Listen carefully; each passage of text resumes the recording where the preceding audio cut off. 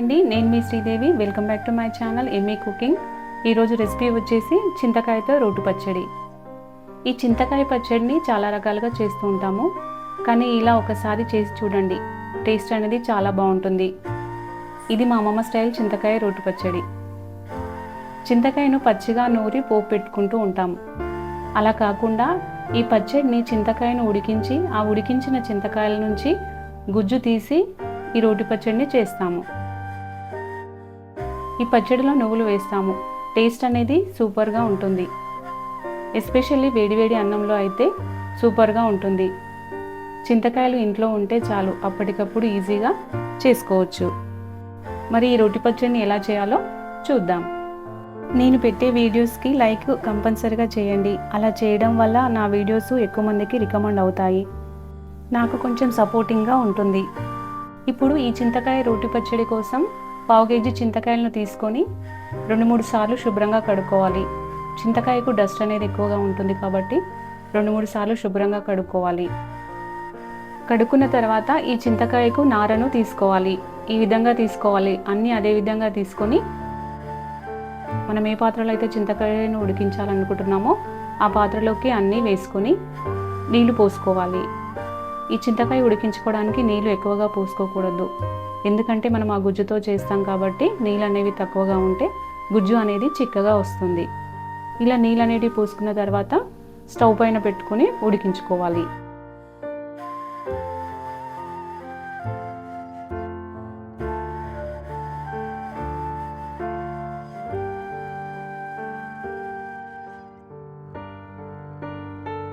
చింతకాయ ఉడకడానికి 5-6 నిమిషాలు పడుతుంది.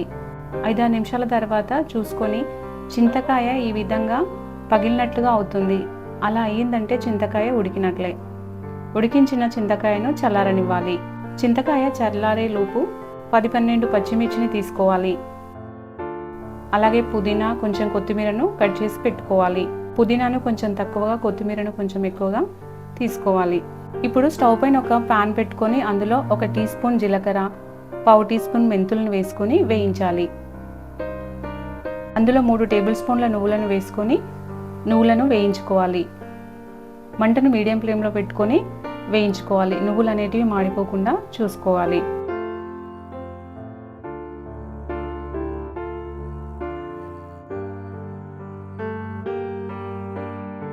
ఇలా వేయించుకున్న వాటిని ఒక పాత్రలోకి తీసుకొని చల్లారనివ్వాలి.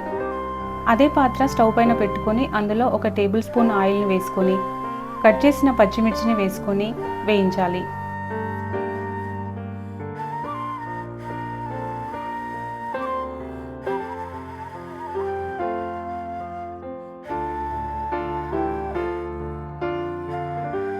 పచ్చిమిర్చి వేగిన తర్వాత పుదీనాను, కొత్తిమీరను కూడా వేసి వేయించాలి.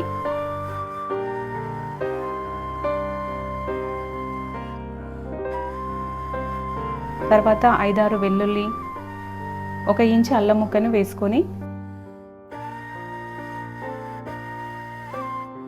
అవి కొంచెం వేగిన తర్వాత అందులో టేస్ట్కి తగినట్టుగా ఉప్పు వేసుకోవాలి. వీటిని ఎక్కువగా వేయించకుండా పచ్చివాసన పోయేంత వరకే వేయించుకోవాలి.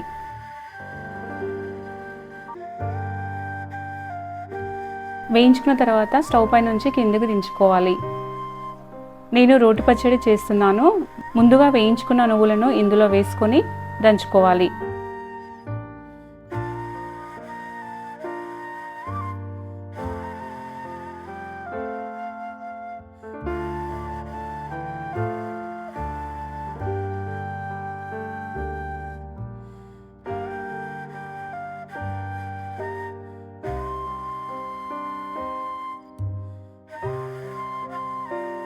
పచ్చిమిర్చి ఇప్పుడే వేయకూడదు, అలా వేస్తే నువ్వులు అనేవి మెదగవు.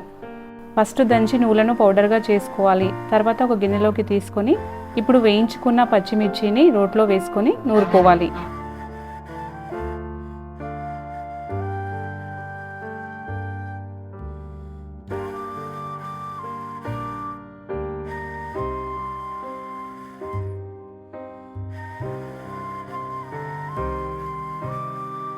పచ్చిమిర్చి మెదిగిన తర్వాత అందులో 1/2 టీ స్పూన్ పసుపు వేసుకొని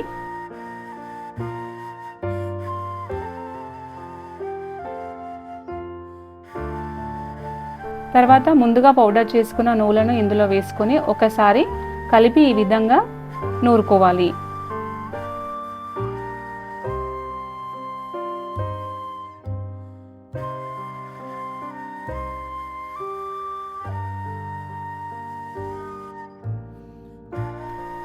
ఇప్పుడు ఉడికించిన చింతకాయను తీసుకొని ఈ విధంగా చేతితో పిండుకుంటూ గుజ్జును తీసుకోవాలి.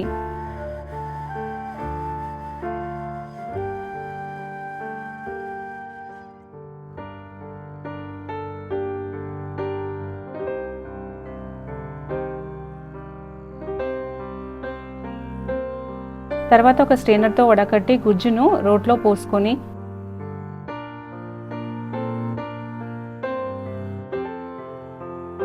గుజ్జునంతా ఈ విధంగా గట్టిగా పిండుకున్న తర్వాత ఒక స్పూన్తో కలిపి మళ్ళీ 1 నిమిషం పాటు అంతా బాగా కలిసే విధంగా నూరుకోవాలి.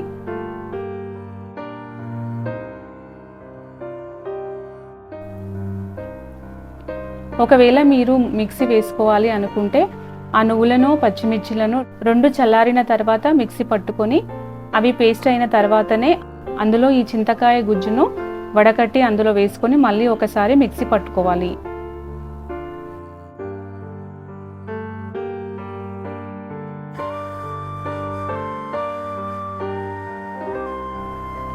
ఇలా నూరుకున్న తర్వాత పచ్చడిని ఒక గిన్నెలోకి తీసుకొని